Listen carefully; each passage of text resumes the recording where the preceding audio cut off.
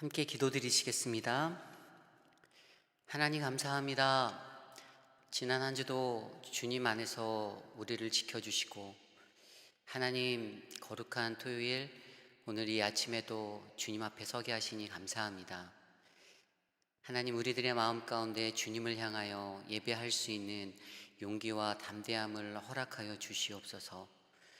무겁고 힘든 그러한 짐들을 메고 하나님 앞에 나왔사오니 겸손히 주님 앞에 엎드려 예배할 수 있는 우리들 주님의 크신 평안을 누리게 하여 주시옵소서. 감사를 드리며 예수님의 이름으로 간절히 기도드렸사옵나이다. 아멘. 다 함께 찬송가 310장 하나님의 은혜로 함께 찬양하시겠습니다.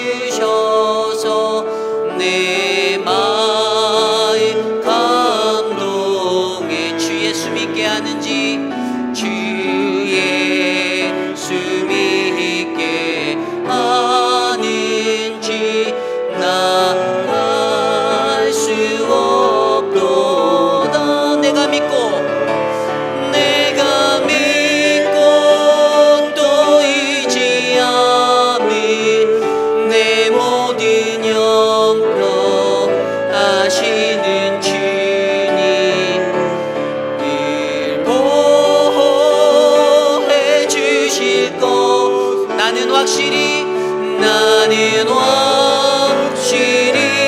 아네. 주 언제 강림하실지, 주 언제 강림하실지,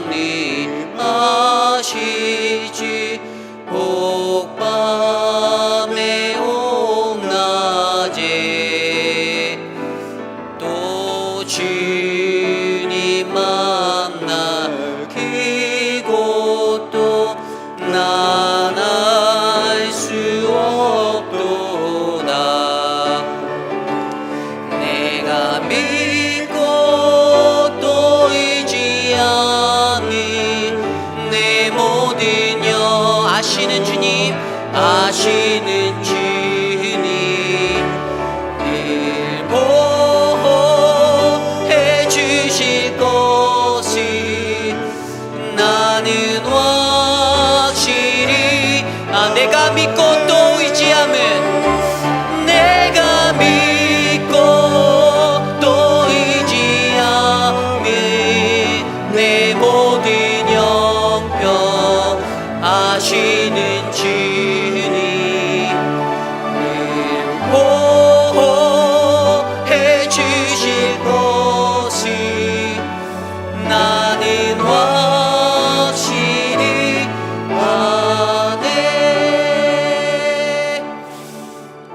그렇습니다. 주님이 우리가 사는 날 동안에 끝날까지 우리들을 지키실 줄 확신합니다.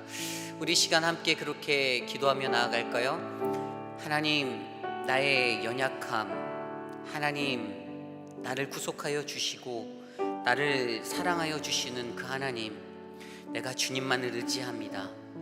주님, 내 모든 형편 아시는 주님께서 하나님, 당신의 은혜로 나를 지켜주시옵소서. 오늘 이 시간 우리가 하나님의 예배 앞에 나아갈 때 하나님의 크신 은혜를 함께 누리도록 함께 기도하겠습니다. 하나님 감사합니다.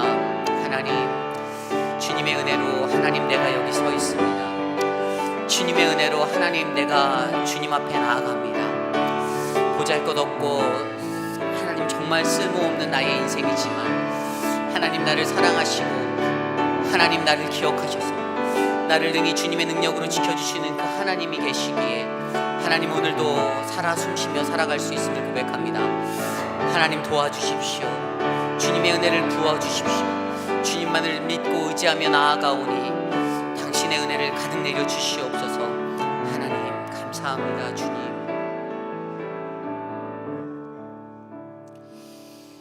존귀하신 하나님, 주님의 말씀 앞에 섭니다.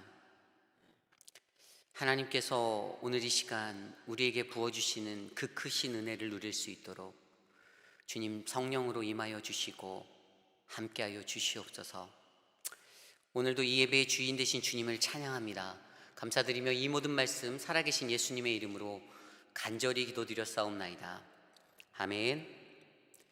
오늘 우리에게 주신 하나님의 말씀 출애굽기 9장 1절에서 12절까지의 말씀입니다.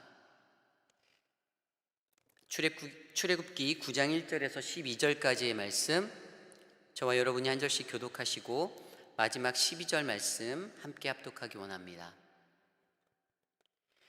여호와께서 모세에게 이르시되 바로에게 들어가서 그에게 이르라. 히브리 사람의 하나님 여호와께서 말씀하시기를 내 백성을 보내라. 그들이 나를 섬길 것이니라.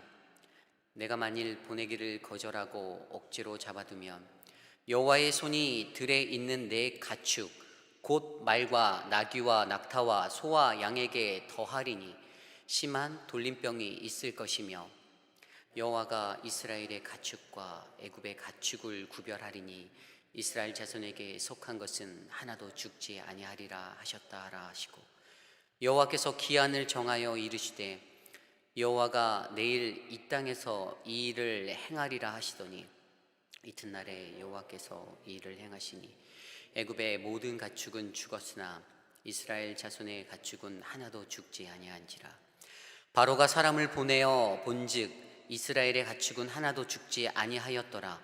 그러나 바로의 마음이 완강하여 백성을 보내지 아니하리라. 여호와께서 모세와 아론에게 이르시되 너희는 화덕에 제 두 움큼을 가지고 모세가 바로의 목전에서 하늘을 향하여 날리라. 그 재가 애굽 온 땅에 티끌이 되어 애굽 온 땅의 사람과 짐승에게 붙어서 악성 종기가 생기리라. 그들이 화덕의 재를 가지고 바로 앞에 서서 모세가 하늘을 향하여 날리니 사람과 짐승에게 붙어 악성 종기가 생기고 유술사들도 악성 종기로 말미암아 모세 앞에 서지 못하니 악성 종기가 유술사들로부터 애굽 모든 사람에게 생겼음이라. 그러나 여호와께서 바로의 마음을 완악하게 하셨으므로 그들의 말을 듣지 아니하였으니 여호와께서 모세에게 말씀하심과 같더라. 아멘. 내 삶의 헛된 우상을 무너뜨리며 라는 말씀의 제목으로 함께 말씀 나누기 원합니다. 내 삶의 헛된 우상을 무너뜨리며. 우리가 잘 아는 알렉산더 대왕은 일평생을 자신이 가진 세계의 정복이라는 꿈을 이루기 위해 그렇게 달려간 사람이었습니다. 그는 그의 나이 약관 20살, 20세의 나이에 아버지 필리포스 2세의 뒤를 이어 황제가 되었습니다. 그리고 33세 꽃다운 나이에 바벨론에서 그가 사망할 때까지 그는 서남아시아와 북아프리카, 그리스, 이집트, 그리고 소아시아, 인도의 일부 지역까지 정복한 그러한 사람이었습니다. 고대 서양사를 들여다보면 그가 이룬 그 정복의 역사는 전무후무한 전례가 없는 그러한 정복의 역사였고, 그로 말미암아 그는 그가 꿈꾸는 대제국을 건설할 수가 있었습니다. 그가 일생을 붙잡고 달려간 것은 바로 자신의 꿈 세계 정복이었습니다. 그가 죽기까지 내려놓지 못했던 그 꿈, 그의 마지막 순간 그가 남긴 유언이 이렇습니다. 내가 죽거든 내 관을 짜라. 그리고 양쪽에 구멍을 뚫어 내 팔을 뻗어 내 손이 하늘을 향하도록 하라. 우리가 한 번쯤 들어본 이 유언은 그가 지녔던 평생의 이상과 허무함을 동시에 느끼게 하는 그러한 말입니다. 우리도 인생을 살며 저마다 자신이 꿈꾸는 인생이 있습니다. 그것은 때론 내가 절대로 포기할 수 없는, 그래서 반드시 이루어야만 하는, 내게 우상이 되고 나를 다스리는, 또는 그러한 것이 내게 채워지지 않아 내 자녀에게까지도 흘러가 버리는, 그래서 그들을 채찍질하기도 하는 그러한 꿈이 될 때가 있습니다. 여러분은 여러분의 인생에 절대 놓을 수 없는, 내 삶에 내려놓지 못하는 것이 무엇이 있습니까? 오늘 우리는 우리에게 주신 하나님의 말씀 안에서 바로의 모습을 통하여 그가 끝까지 내려놓지 못하는 것, 그것을 통해 하나님이 어떻게 역사하시며 어떠한 말씀으로 교훈하시는지를 함께 말씀으로 묵상해 보기를 원합니다. 일반적으로 사람에게 주어진 저마다의 기질은 쉽게 바꿀 수 없다라고 그렇게 말합니다. 그러니 오히려 나와 다른 일을 포용하라. 저도 그 말에는 동의합니다. 맞습니다. 인간은 누구나 다 다르기에 그들이 가진 다양함 속에 일치를 위해서는 그것이 중요합니다. 그러나 문제가 무엇인 줄 아십니까? 그 다양함의 일치를 위해 포용하는 사람은 모두가 아니라는 것입니다. 어떤 이는 내가 용납해라. 그런데 나는 할 수 없다. 이것이 그 이론을 무너뜨리는 가장 큰 오점입니다. 모두 다 함께 인정하고 용납해야 하는데 그러지 못합니다.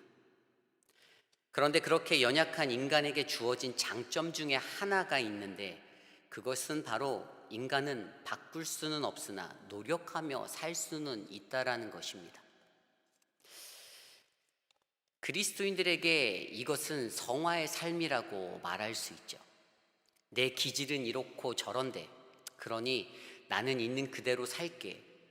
물론 인위적이지 않고 가식적이지 않고 있는 모습 그대로 자연스럽게 살아가는 것이 중요하긴 하지만, 좀 더 나은 인격과 기질들을 위하여 나를 내려놓는 것이 더 좋은 공동체를 만들 수 있는 길이 아닐까요?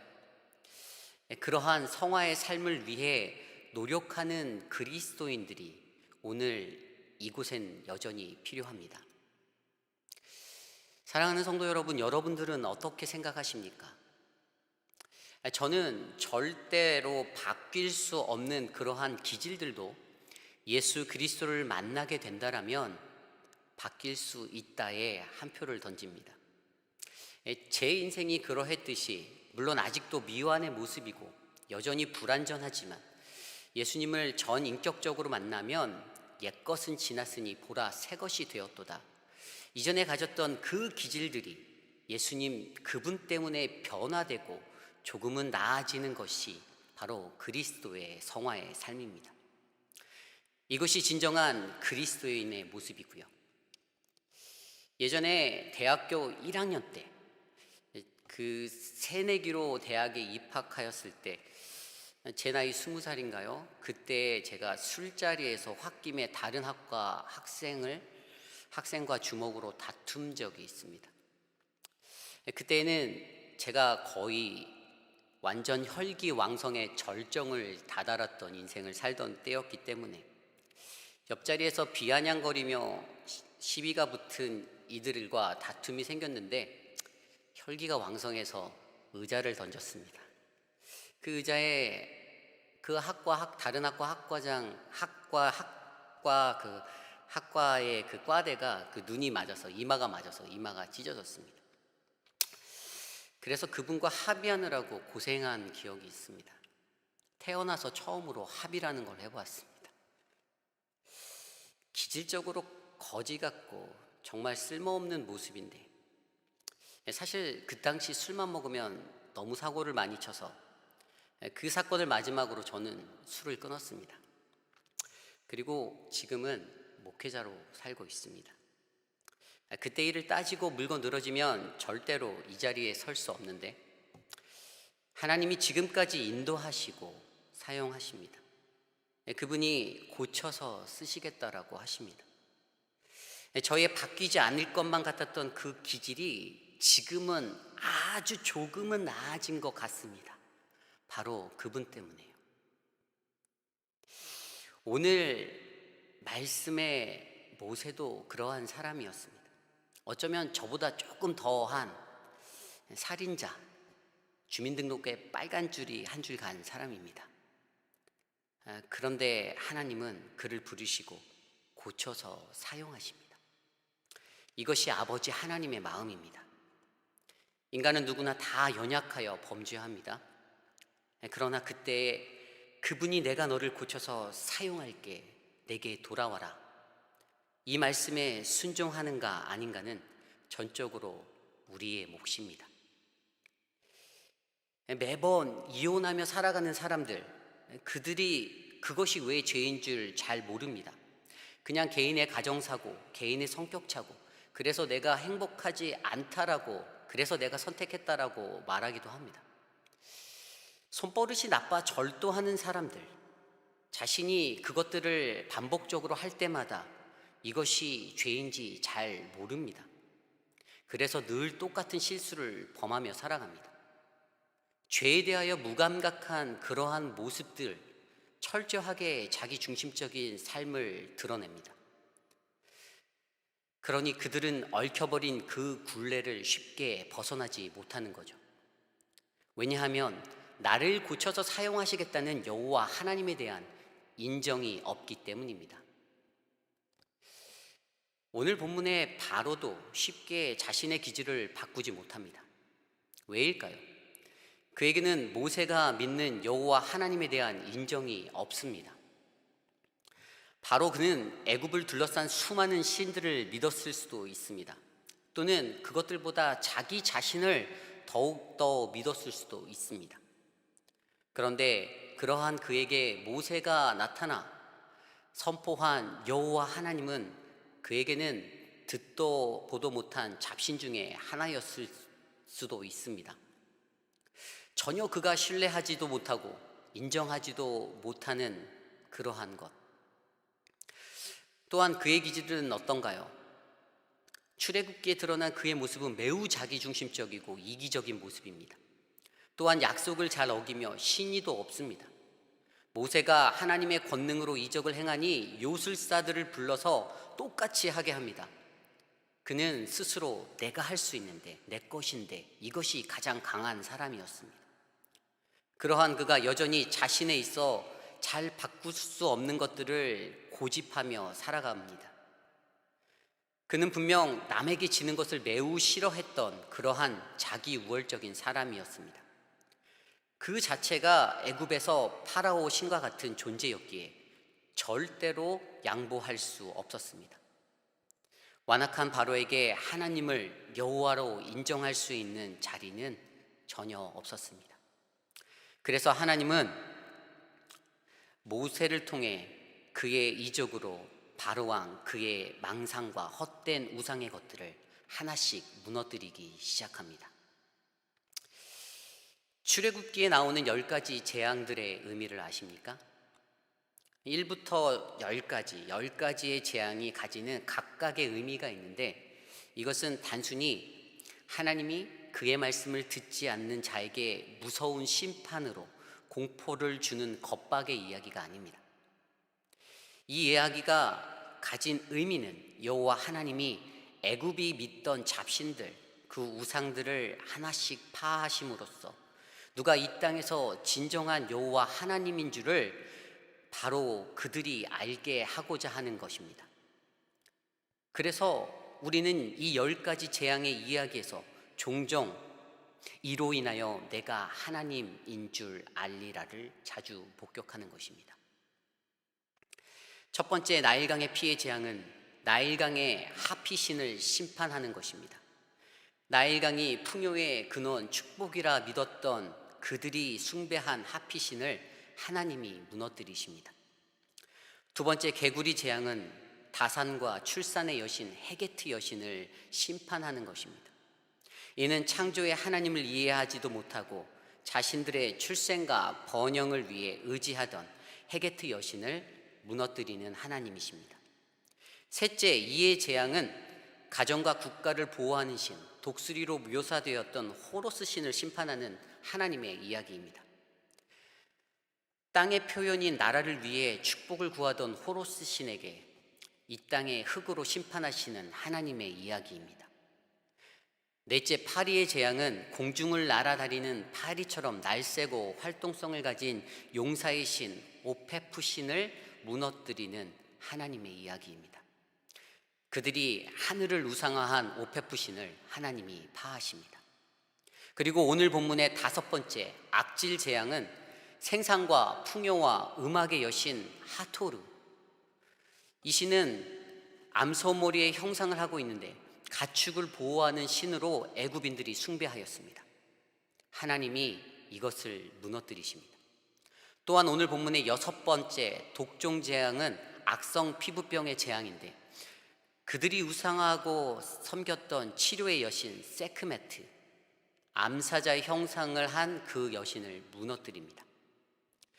이처럼 각각의 재앙마다 제가 여기서 다 설명하지는 않지만 이 10가지 재앙 모두가 애굽인들이 믿고 바라던 그들의 우상을 하나씩 하나씩 무너뜨리는 하나님의 이야기입니다. 하나님은 애굽이 믿고 바라던 우상들을 하나씩 무너뜨리십니다.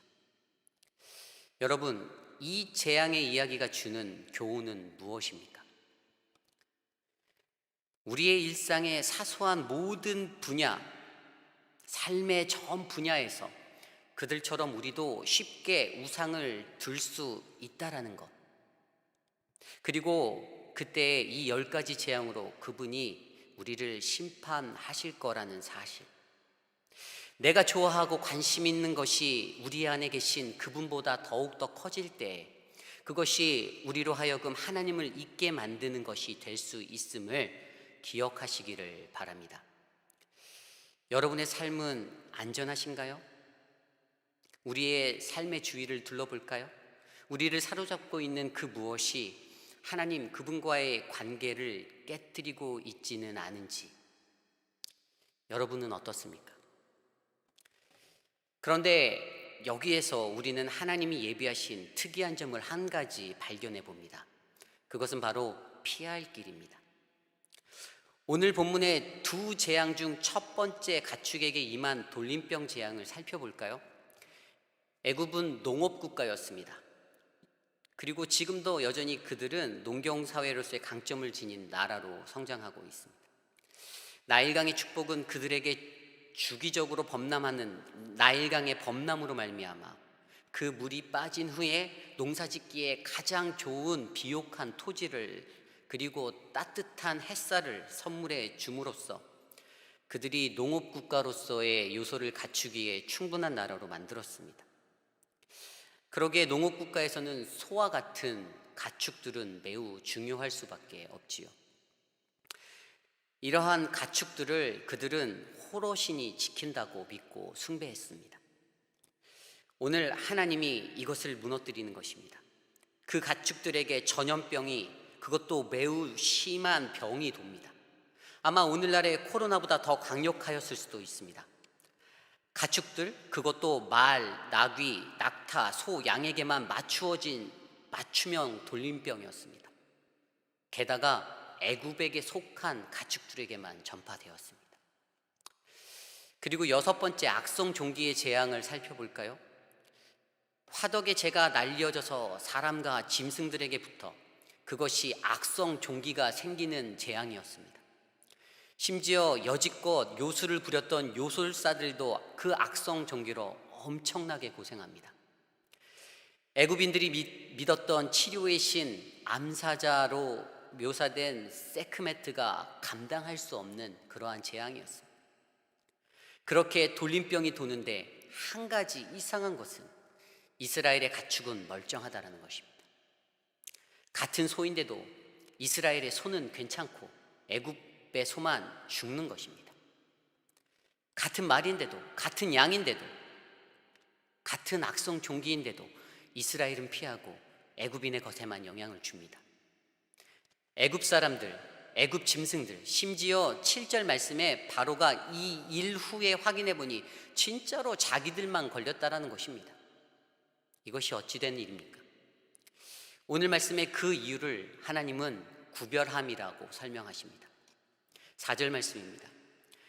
여호와가 이스라엘의 가축과 애굽의 가축을 구별하리니 이스라엘 자손에게 속한 것은 하나도 죽지 아니하리라 하셨다 하니라. 여기서 우리는 그리스도인에게 구별됨이 얼마나 중요한지를 깨닫게 됩니다. 쉽게 말해서 우리는 세상에 살고 있지만 이 세상과는 동일할 수 없다라는 것입니다.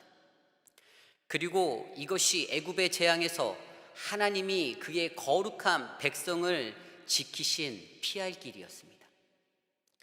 어제 목사님께서 말씀하신 것처럼 애굽의 첫 번째, 두 번째, 세 번째 재앙과 네 번째 이후부터의 마지막 10번째 재앙이 다른 것이 있는데 그것은 바로 넷째 파리 재앙부터는 하나님이 선택하신 그의 백성들에게 피할 길을 주셨다라는 것이죠.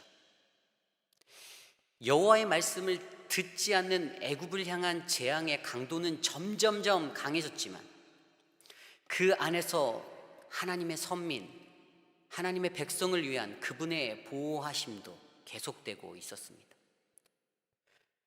분명 1차부터 3차 재앙까지는 이스라엘도 함께 겪을 수밖에 없는 재앙이었지만 네 번째 파리 재앙부터는 하나님이 예비해 두신 구별하심으로 그의 백성은 그 재앙을 피하는 은혜를 입게 되었습니다.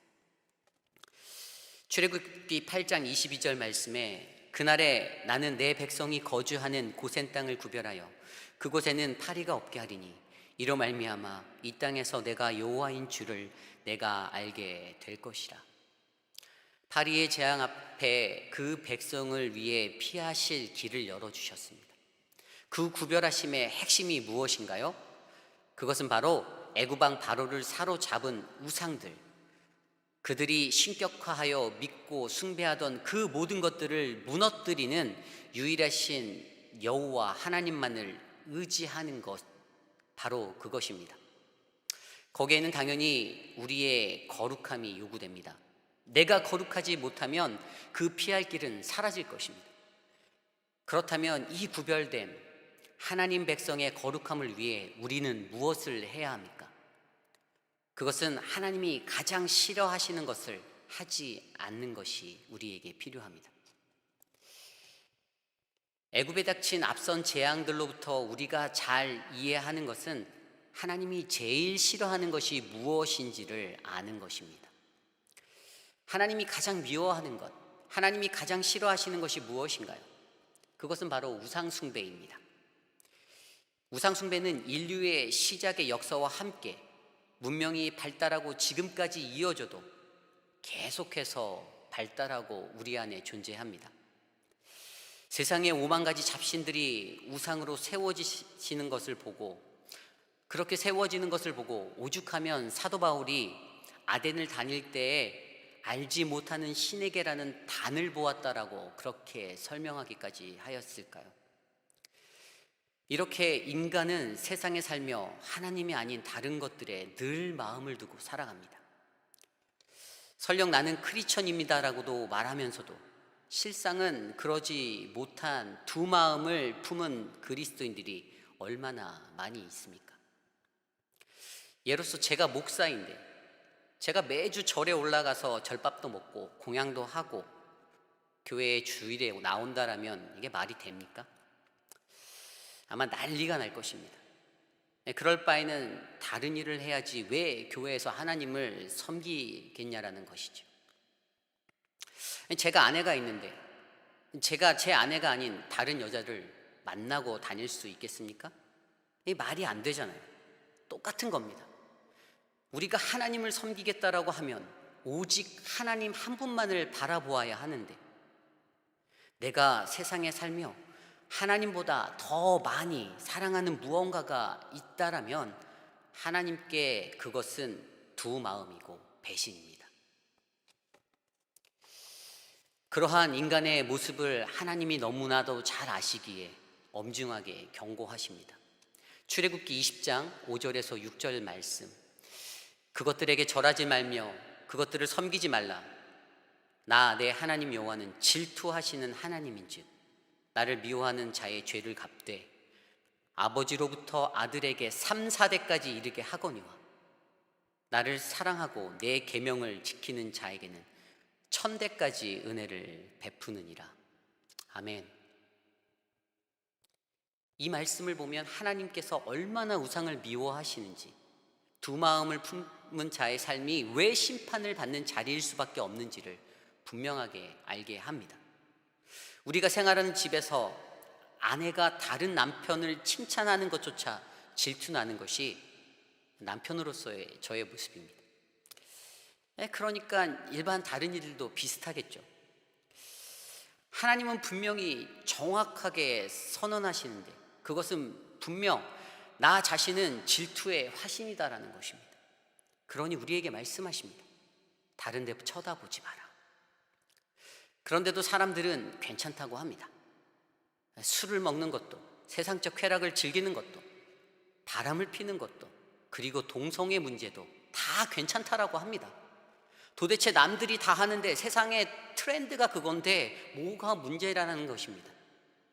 동정도 있고 인정도 있어서 용서하고 끊을 수 있다라는 것입니다. 이럴 때마다 사람들이 잘 사용하는 말이 무엇인지 아십니까?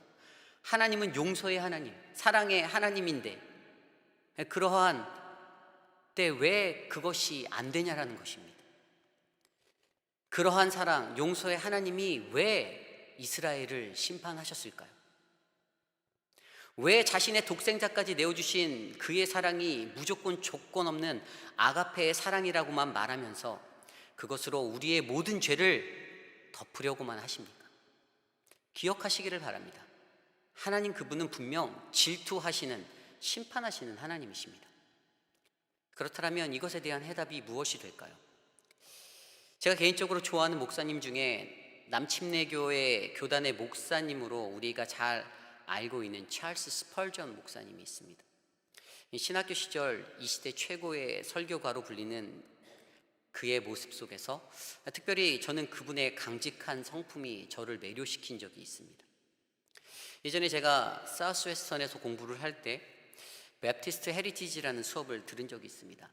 그때 아놀드 달리모가 쓴 스펄전 바이오그래피, 그 책을, 스펄전 전기서죠, 그 책을 읽은 적이 있는데 그의 인생 가운데 엄청난 회심의 사건을 겪은 뒤 15세의 나이에 그가 목사 안수를 받고 영국 땅에서 최고의 설교가로 그렇게 쓰임받을 그때, 그런데 그가 술과 담배를 좋아했던 사람이었다라고 그 자서전은 기록하고 있습니다. 그 당시 영국의 담배 회사에서 스펄전의 담배라고 광고할 정도로 그는 담배를 즐겨했던 성직자입니다. 한 이야기로는 스펄전이 학생들과 소풍을 갔을 때 몇몇 학생들이 담배를 태우고 있었는데 그들에게 호통을 치면서 아니 너희들이 이렇게 이른 나이부터 담배를 하는 게 부끄럽지도 않냐? 말이 되냐? 이렇게 호통을 쳤는데 그것에 다급하게 불을 끄고 담배를 껐던 학생들이 다급하게 불을 끄자 자신의 주머니에서 담배를 꺼내서 담배를 태웠다라는 일화가 있을 정도입니다. 물론 그 당시 유럽의 담배 문화는 일상적인 것이었습니다. 영국 프랑스, 네덜란드, 유럽의 많은 목사님들도 거리낌 없이 담배를 태웠고요. 또 우리가 잘 알고 있는 신학자 칼바르트도 담배를 즐겨했습니다. 어느 한 세미나에서 스펄전과 침례교 교단의 조지 펜트코스트 목사가 담배에 관한 주제로 서로 같은 강연을 하였습니다. 그런데 그때 그 강연에 대해 두 사람의 의견이 갈리어졌습니다. 스펄전은 성경 구절에서 담배를 피우지 말라, 이것을 보여준다라면 내가 담배를 끊겠다. 그리고 나는 성경에 안 나와 있으니까 하나님의 영광을 위해서 계속해서 담배를 피울 거다라고 선포하였습니다. 그는 성경이 금하지 않은 것에서 자유하라고 그 부분을 강조하였습니다. 그가 말하는 것은 죄란 성경의 계율을 어기는 것, 그것이기 담배를 성경이 죄로 확정하지 않았으니까 그러니 내가 하나님의 영광을 위해서 이것을 사용하겠다라는 긍정적인 마인드로 표현하였습니다. 반면 펜트코스트 목사는 자신이 이전에 담배를 사랑하였던 그 습관은 자신을 노예화했기 때문에 이제는 오직 주님만을 의지하고 의뢰함으로 내가 주님께만 온전한 자유를 찾겠다라고 선언하였습니다. 그래서 그는 오직 하나님을 즐거워하고 영광 돌리는 것에 방해가 된다라면 언제든지 서슴없이 그것들을 끊어낼 수 있는 용기가 필요하다라고 선언하였습니다. 여러분의 생각은 어떻습니까? 성경이 금하지 않았으니 자신이 즐기며 하나님의 영광을 위해서 이것의 스펄전인가요? 아니면 죄로 정죄하지 않고 하나님의 영광에 방해가 됨을 분별하여 가려야 하는 펜트코스트인가요? 이 문제의 답은 우리들 스스로가 가지고 있습니다. 무엇이 정답이다 이렇게 말하기 어렵습니다. 그러나 저는 개인적으로 스펄전 목사님을 존경하지만 후자 펜트코스트 목사님의 신앙으로 살아가고자 하는 목회자입니다. 오직 여러분 자신의 확신 가운데 행하는 것이 답이겠지만 한 가지 부탁드리는 것은 이 시대의 교회의 전통과 함께하는 공동체의 다른 이들을 배려하며 생각하고 행동해 달라는 것입니다. 제가 스펄전 목사님의 이야기를 하는 것은 그래서 그는 자신의 신념대로 죽을 때까지 담배를 폈습니다. 그러나 그가 즐겼던 술은 약간 달랐습니다. 그렇게 마셨던 술은 어느 한순간에 끊게 되었습니다. 왜일까요? 그가 스스로 담배에 대하여 말했던 하나님의 영광을 술로서는 이루지 못할 거라 그가 판단했기 때문입니다. 우리가 무언가를 결정해야 할 때 그것에 대한 책임은 반드시 따릅니다. 내가 결정한 것 돌이키지 못하면 그대로 안고 가는 것이 바로 우리의 인생입니다. 그러니 그리스도인으로서의 말과 행동을 행할 때, 어떠한 결정을 할 때 자신에 관하여 책임감 있는 결단을 하라라는 것입니다. 스펄전 자신이 자신의 신념대로 말하고 행하였기에 저는 그분을 매우 존경합니다. 정답이 아닐 수 있어도 그가 보여주신 강직함은 참으로 도전적인 모습이었습니다. 그러나 여전히 이 세상에는 쉽게 말을 바꾸고 왔다 갔다 하고 두 마음을 두고 세 마음을 두고 살아가는 이들이 세상에는 여전히 많이 있습니다. 우리가 하나님께 마음을 정하고 나아갈 때 분명 우리는 손해를 보고 잃어버리는 것이 있을 수 있습니다. 그러나 그때 우리에게는 정직하고 지혜로운 모습이 필요하다라는 사실입니다. 제가 중학교 때 처음으로 술을 배웠습니다. 아까도 설명드렸지만 그런 사고를 쳤을 때, 그래서 고등학교 때 친구들과 이렇게 소주방이라고 불리는 호프집 뭐 이런 데를 자주 들락날락했습니다. 그냥 재밌게 놀았습니다. 주말이면 친구들과 만나서 재밌게 놀았습니다. 제가 고등학교 때 5명의 정말 친한 친구가 있습니다. 저희가 고만지라 불렸는데 고등학교 때 만나서 지금까지라는 이름으로 네이밍을 해서 붙여서 몰려다닐 정도로 그러한 모습의 친구들이었습니다. 워낙 고등학교 때 친한 친구들이라 정말 대학교 때 가서도 서로 학교가 다 달랐어도 일주일에 한 번은 꼭 만나는 그러한 사이였습니다. 근데 그 중에 저 말고는 교회에 다니는 사람이 한 명도 없었습니다. 저도 사실 그때는 제가 지금 이렇게 목사가 될 줄 몰랐기에 그냥 그렇게 놀았습니다. 그런데 대학교에 와서 CCC라는 곳에서 예수님을 인격적으로 만나고 제 삶이 변화될 수 있는 그러한 기회가 있었습니다. 불타는 금요일, 불금이라 하는 그날에는 반드시 친구들을 만나고 술잔을 기울였던 것이 제 생활이었는데 어느 순간부터 제가 CCC가 드리는 금요 채플을 드리기 위해 수원지구 채플 회관으로 갔던 기억이 납니다. 예배를 하고 또 밤새 매주 금요일 이후에 있는 리트릿까지, 기도회까지 같이 하고 그곳에서 자고 그 다음날 아침에 일어나 수원지구 찬양순이라 불리는 그곳에서 찬양 연습을 같이 하고 이상한 패턴으로 그렇게 살게 되었습니다. 당연히 어떤 일들이 일어났을까요? 친구들과의 거리가 멀어지게 되었습니다. 제 친구들이 저를 부르는 그 자리에 가지 못하니 친구들이 슬그머니 저를 떠나가는 것이 눈에 보였습니다. 그때 많은 생각을 했습니다. 친한 친구들이기에, 너무나도 소중한 친구들이기에 하나님께 기도했던 것이 주님, 제가 좀 잘 못 사는 것 같습니다.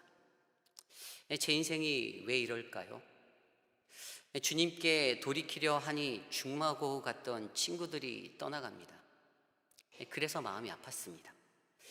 그래서 그때 기도하고 하나님께서 주셨던 마음의 결정이 그럼 토요일에 오후에 친구들을 만나자였습니다. 그래서 금요일에 기도하고 토요일에 친구들이 하는 술자리에 참석했습니다. 그런데 확실하게 한 가지 달라진 것이 있었습니다. 제가 친구들 앞에서 선언하였습니다. 얘들아, 이제부터 나는 술은 안 마셔. 사이다만 시켜줘라. 친구들이 정신 나갔다고 얼마나 가는지 보겠다고 제게 엄포를 놓았습니다. 그래도 사이다만 마시며 맹정신으로 술자리가 끝나는 새벽 3시, 4시까지 같이 놀며 친구들 옆에 꼭 붙어 있었습니다. 술이 취한 친구들을 제 차로 전부 다 집에 다 라이드까지 해주고 그제서야 집에 들어가서 잠을 청하고 주일날 교회로 향하였습니다.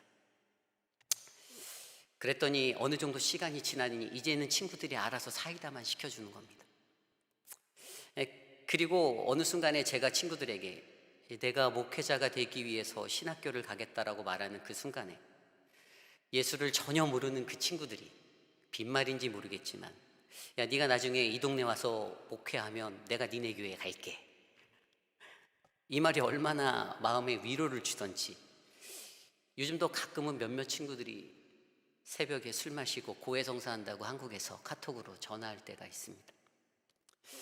그리고 그 중에 어떤 이는 믿음 좋은 아내를 만나 현재 집사로 신앙생활하며 잘 지내고도 있고요.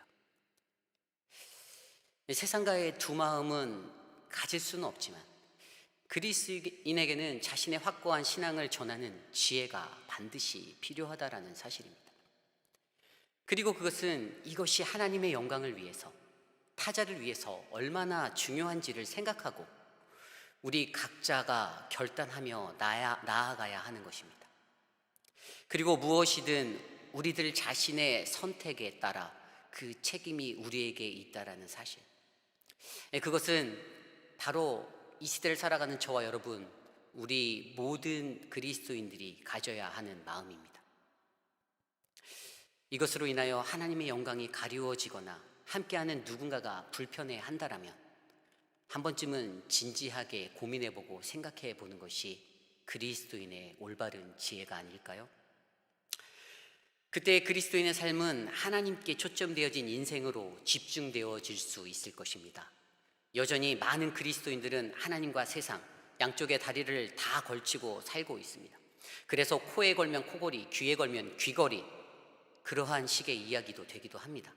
하지만 분명한 것은 하나님은 질투의 하나님, 심판의 하나님이시다, 이겁니다. 그분보다 더 사랑하는 무언가가 만약 우리에게 있다라면 하나님은 그것을 결코 용납하시지 않을 것입니다. 오늘 말씀을 정리해 보기 원합니다.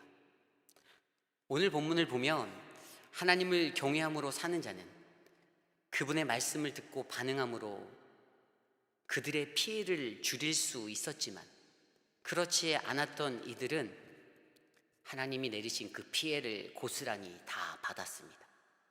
그리고 그 이유는 12절에 아무도 그분의 말씀을 듣지 않았기 때문이다라고 그렇게 전합니다. 우리는 세상에 살며 하나님이 아닌 세상의 다른 것에 우리의 마음을 둘 때가 있습니다. 그러한 애굽의 모습이 혹시 오늘 저와 여러분 우리의 모습이 아닐까요? 그러한 이들이 세운 우상을 하나님이 하나씩 하나씩 무너뜨리시며, 너희는 가짜다, 너희는 아무것도 아니다, 내가 바로 진짜 여호와 하나님이다라고 선포하십니다. 그리고 이것에 대한 피할 길은 오직 우리의 선택, 결정에 따라 그의 구별됨에 의해 받게 하시는 그 모습을 우리는 바라봅니다. 설령 이스라엘인이라 하였더라도 그것을 믿지 아니하고 인정하지 않았더라면 애굽이 당한 재앙이 고스란히 그들에게 미쳤을 것입니다. 여호와 하나님, 그분이 오늘 우리에게 말씀하십니다. 세상에서 내가 믿는 것이 무엇이냐? 너의 삶의 주위를 둘러보아라. 나보다 더 큰 우상은 없니? 너는 정말로 나의 백성으로 구별된 자니? 오늘 이 시간 저와 여러분, 우리의 선택은 무엇일까요? 이 시간 오늘 주신 말씀을 놓고 우리 함께 찬양하기 원합니다. 이 세상의 그 무엇보다 오직 주님만을, 그분이 주시는 그 은혜만을, 내 삶에 도움 되시는 그분만을 붙들며 함께 고백하기 원합니다. 나 무엇과도 주님을 바꾸지 않으리. 다른 어떤 은혜 구하지 않으리. 오직 주님만이 내 삶의 도움이시니 주의 얼굴 보기 원합니다. 주님 사랑해요. 주님 사랑해요.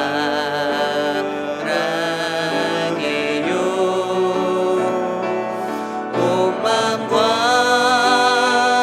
정성 다해 하나님의 신실한 친구 되기 원합니다. 다시 한번 찬양할까요? 무엇과도 주님을 바꾸지 않으리. 다른 어떤 은혜 구하지 않으리. 오직 주님만이 내 삶의 도움이시니 주의 얼굴 보기 원합니다. 주님 사랑합니다. 주님 사랑해요.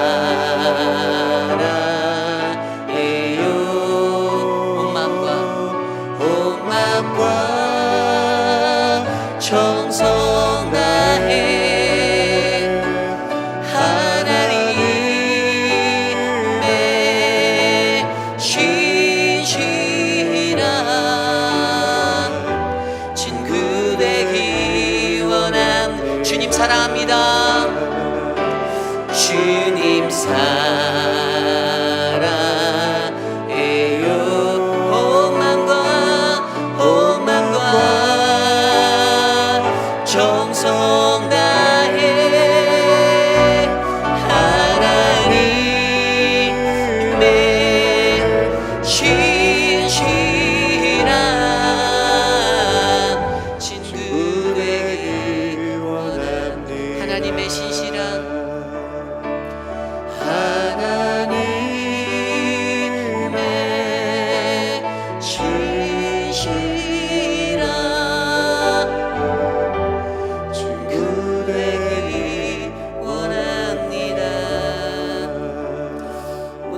말씀을 놓고 함께 기도하기 원합니다. 우리들의 삶의 주변을 돌아볼까요? 하나님, 아직도 내가 붙잡고 있는 내 삶의 헛된 우상들이 하나님 내게 있습니다. 하나님이 나의 구원자 되시고 하나님이 유일하신 그 하나님이심, 여호와 하나님이심을 인정하지 못하는 하나님, 그러한 모습이 아직도 내게 있다라면, 그래서 세상의 것들 더 좋아하고 세상의 것들 더 의지하고 세상의 것들 움켜잡고 살아가는 하나님, 그러한 연약한 나의 모습이 있다라면 하나님, 이 시간 주님 앞에 내려놓습니다. 성령 하나님, 도와주십시오. 내 삶의 헛된 우상들을 무너뜨리고 오직 신실하신 하나님, 유일하신 그 하나님, 참 하나님을 바라볼 수 있는, 주님만을 의지할 수 있는 그 은혜를 우리에게 베풀어 주시옵소서. 함께 기도하겠습니다. 하나님, 하나님, 하나님, 우리들을 불쌍히 여겨 주십시오. 하나님, 연약하고 나약한 하나님, 그러한 우리들의 모습들, 아직도 내 삶 가운데서 하나님이 아닌 다른 것들에 눈길을 두고 하나님이 아닌 다른 것들을 붙잡고 하나님 움켜잡고 그렇게 살고자 하는 나의 모습들을 사랑의 하나님 용서하여 주십시오.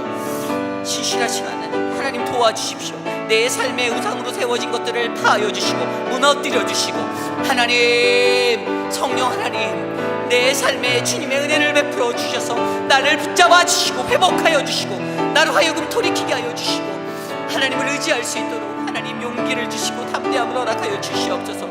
사랑의 하나님, 연약합니다. 나약합니다. 하루에도 수도 없이 무너집니다. 그러한 우리들의 인생들, 하나님, 온전치 못한 연약함의 우리들을 붙잡아 주시옵소서. 성령 하나님, 도와주시옵소서. 주님 주의 은혜로 붙잡아 주셔서 하나님, 우리를 붙잡아 주셔서 새롭게 하여 주시옵소서. 하나님, 도와주시옵소서. 하나님, 인도하여 주시옵소서. 오 주님, 도와주시옵소서. 우리 시간에 기도할 때 우리 교회 리더십들을 위하여 기도하기 원합니다.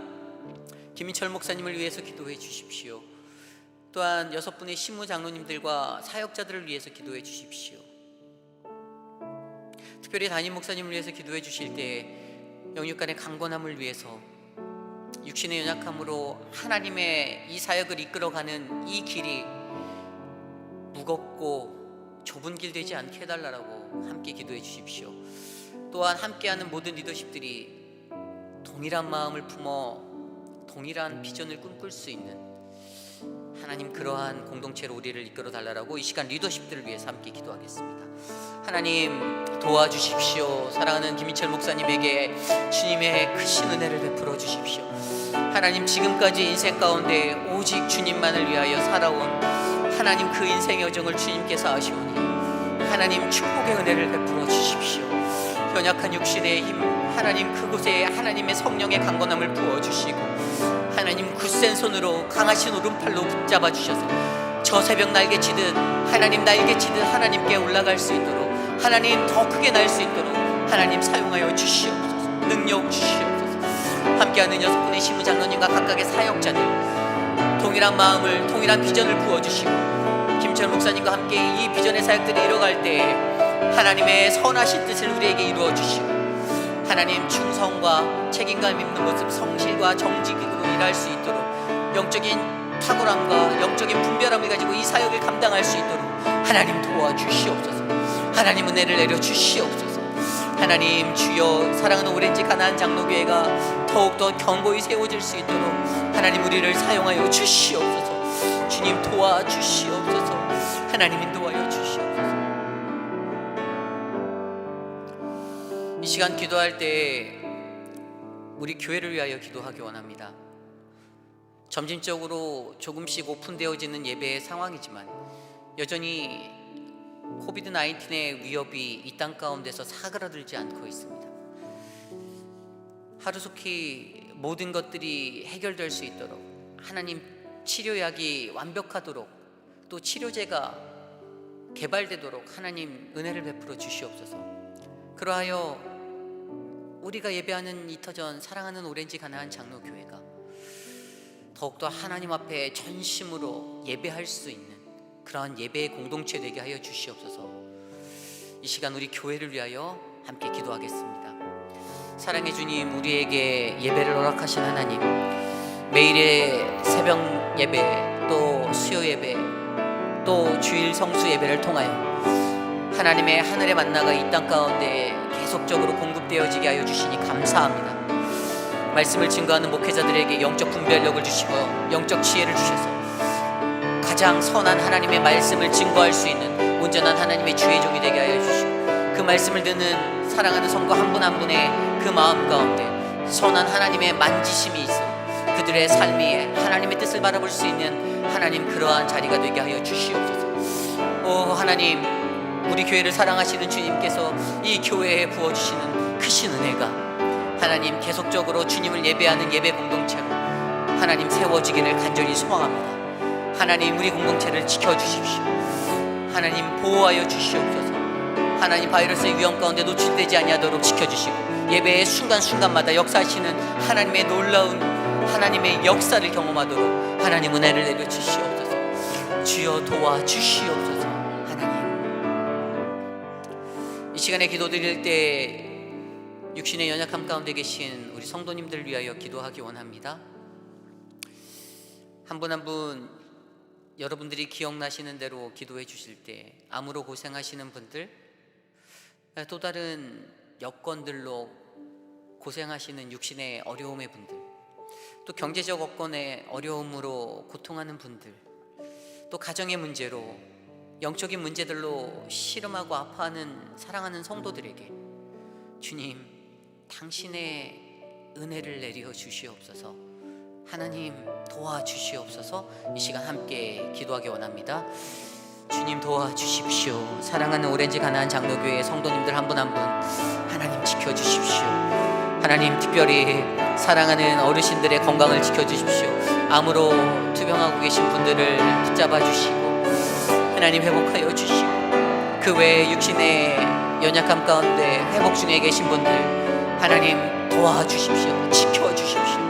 하나님의 사랑으로 채워주십시오. 사랑하는 우리 어르신들, 장로님들 한 분 한 분 기억하여 주시고, 사랑하는 권사님들 한 분 한 분 기억하여 주시고, 하나님 우리 장로님들 권사님 사는 날 동안에 오직 주님만 붙잡고 살아갈 수 있는 하나님 그 인생으로 세워주셔서 감사합니다.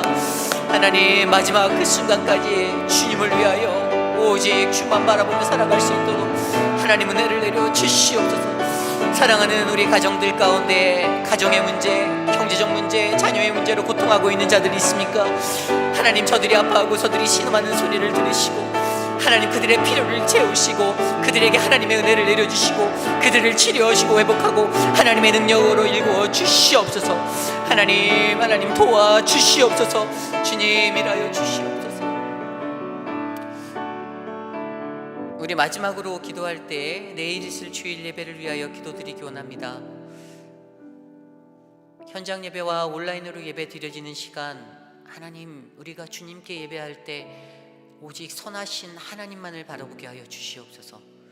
다른 장소, 다른 환경이지만 동일한 하나님이 우리 안에 역사하시고, 특별히 김인철 목사님을 통해 선포되어질 말씀이 우리의 심령 가운데 우리를 회복케 하는 하나님의 능력이 되게 하여 주시옵소서. 찬양팀, 특송을 준비하는 사람들, 예배를 준비하는 예배위원들 한 사람 한 사람 하나님의 은혜로 예배를 감당하게 하여 주시고, 오직 우리가 예배 드릴 때 하나님의 영광만이 드러나도록 주님 역사하여 주시옵소서. 이 시간 내일 예배를 위해 함께 기도하시겠습니다. 하나님 감사합니다. 우리의 예배를 축복하여 주시옵소서. 내일 우리가 주님께 드릴 그 예배를 주님께 올려드립니다.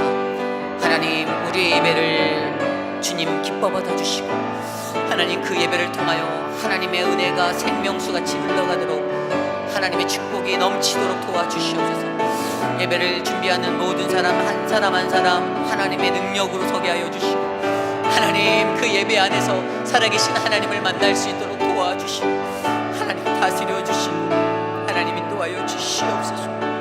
하나님 도와주시옵소서. 말씀을 증거하신 목사님에게 하나님의 능력을 허락하여 주시고, 하나님 지치지 않게 하여 주시고, 하나님 목사님을 통하여 선포되어지는 그 말씀이 우리들의 심령 가운데 전달될 수 있도록 하나님 우리를 어루만져 주실 수 있도록 주님 역사하여 주시옵소서. 오 주님, 내일 예배가 주님께 드리는 가장 멋진 예배가 되길 원합니다. 주님 홀로 영광 받아 주시옵소서. 하나님, 주님 도와주시옵소서. 존귀하신 하나님, 사랑하는 오렌지 가나안 장로교회를, 하나님 이 재단을 주님이 기억하여 주심에 감사를 드립니다. 단 한순간도 이곳에 주님을 향한 예배가, 찬양이, 기도가 멈추지 않게 하여 주심에 감사를 드립니다. 그 어떠한 어려움의 환경 속에서도 우리로 예배케 하신 그 하나님을, 하나님 우리가 만나길 소망하오니 내일 이곳에서 드려질 예배 가운데서도 성령 하나님 임재하여 주시옵소서. 육신의 연약함 가운데 계신 어르신들, 성도님들 계십니다.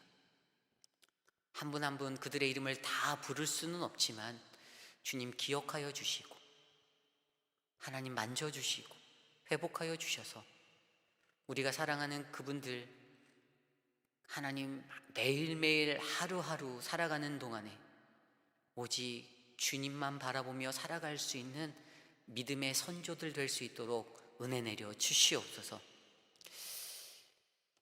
지금은 우리 구주 예수 그리스도의 무한하신 은혜와 그 크신 하나님의 사랑하심과 성령 하나님의 감화감동 교통하심의 역사가 내 주위를 둘러보니 아직도 내 안에 세워진 우상들 가운데 허우적거리고 있는 그러한 영혼들, 그러한 영혼에게 하나님이 그러한 나의 우상들을 물리치시며 무너뜨리시며 내가 바로 여호와 하나님이다, 그것을 너희가 알리라라고 선포하시는 그 음성을 들은 사랑하는 우리 오렌지 가나안 장로교회 성도님들, 또는 오늘 이 자리에 나와 주님 앞에 엎드려 예배드리는 사랑하는 거룩한 주의 백성들 머리머리 위에, 자녀와 가정과 삶의 터전 위에 지금으로부터 영원토록 함께 하시기를 간절히 축원하옵나이다. 아멘.